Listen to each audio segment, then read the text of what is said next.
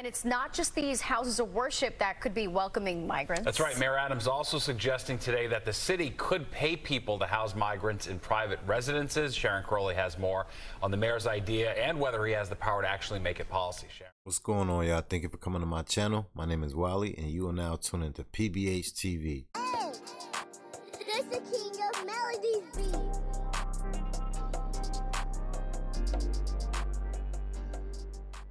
We are back with some more current events, baby. Yes, New York City is in shambles, I'm telling you. I will tell you one thing. Speaking to the people from New York City, the residents, it doesn't look great for Mayor Adams. It looks like they're going to elect someone else when that time comes. It seems like either someone set him up for failure or he's just doing a bad job. Y'all let me know in the comments, all right? Well, you already know. I got to say allegedly. Make sure you like, comment, share, subscribe to the channel, and definitely hit that notification bell. And if you want to see this channel grow any further, you can buy me a coffee. Link is in the description and also in the comments. Let's go, baby. Mr. Speaker, I rise to talk about how the crisis created at our border by President Biden's executive orders is affecting my city, and also the Senate's refusal to pass H.R. 2, the Border Security Act that we passed in May, and in addition, only exacerbated by my mayor, Eric Adams' insistence that these individuals who entered our country are entitled to free housing at taxpayer expense, where New York City is now seeing over 200 shelters and is housing more illegal immigrants than actual citizens of New York. Not all of these individuals are innocent asylum seekers. Let's be honest and let's be clear. First of all, many of them are using the generosity of this country to gain entry. We know that more than half, between 50% and 2/3 of these individuals are denied their asylum cases when they come to court. I say this though, if they come in here for the greater good to bring and provide to the communities, hey, listen, I'm all for it. But right now we gotta do one thing at a time. We can't rush this process. They just let everyone through without knowing where they're gonna place them at. You understand me? And right now it seems like we're helping everyone but us. We're helping Ukraine, we're helping other countries, we're minding everybody's business but ours, right? I'll let y'all be the judge. I'm gonna let her continue. There are also many who have already been arrested for committing crimes in our community. At just one of the 205 migrant shelters, the Roosevelt Hotel, there have been dozens of arrests, mostly for domestic violence, but robberies, assaulting police officers as well. And earlier this year, 4 individuals that were housed at the Watson Hotel were arrested for shoplifting tens of thousands of dollars worth of merchandise from Macy's at Roosevelt Field Mall. I'm gonna tell you like this.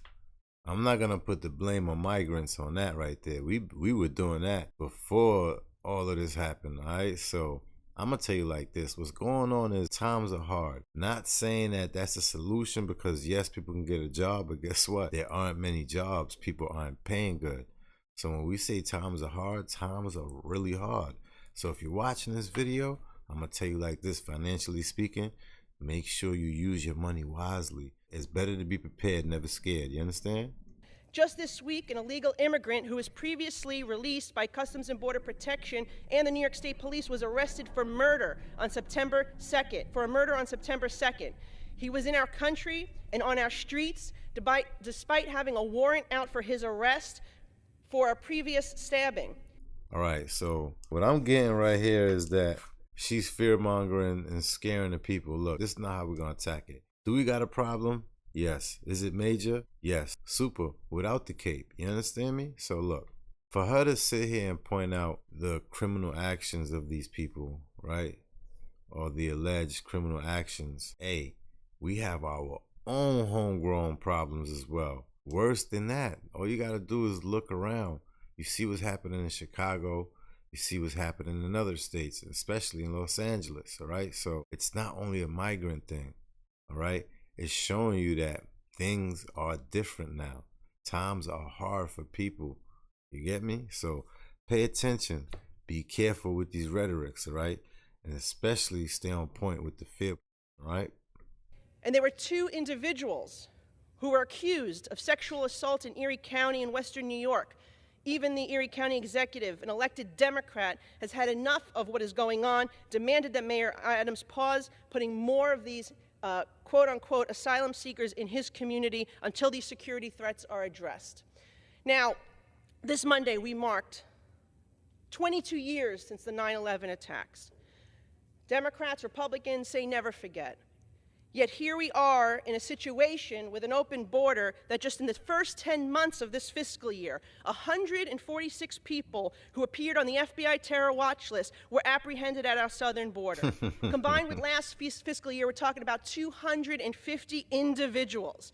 What we should be more concerned about, however, is the 1.7 million individuals who are the gotaways, meaning they had zero interaction with our law enforcement or our government. They are in the interior of the country. We don't know who they are. We don't know where they are. We don't know what their intentions are.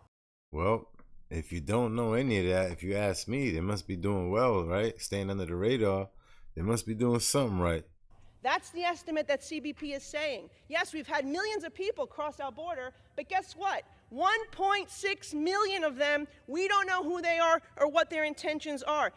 You see, my gripe is this, right?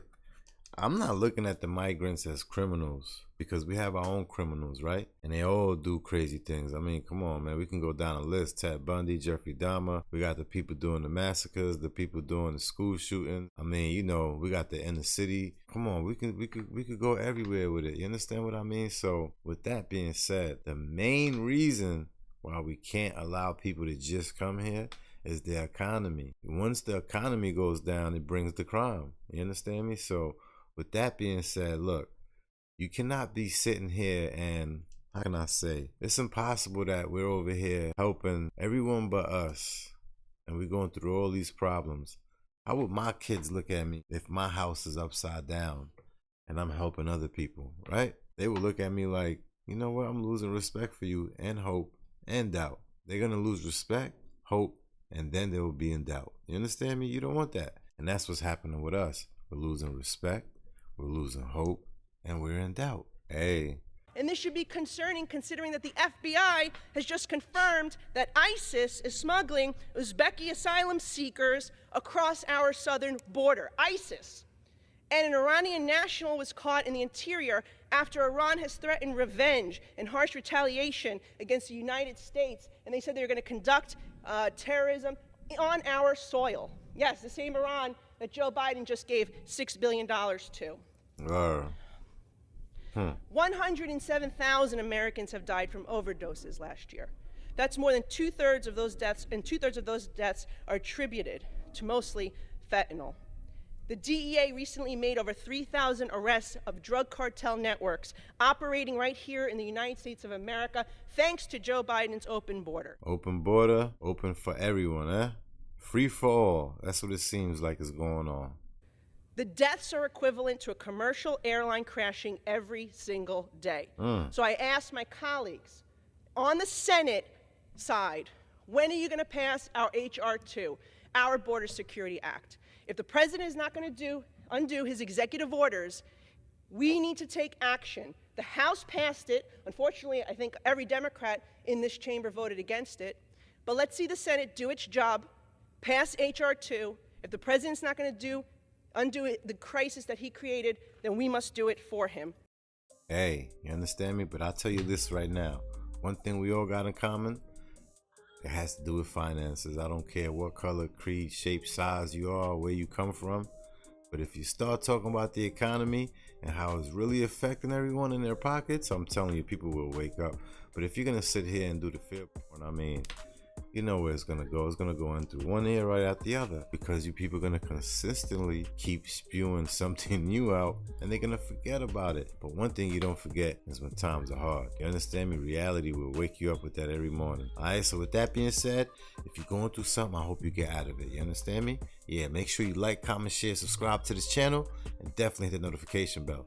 Yeah, make sure also, if you want to see this channel grow any further, go ahead and buy me a coffee. Link is in the description, and as well, I'll place it in the comments for you. See you in the next one. Love, y'all.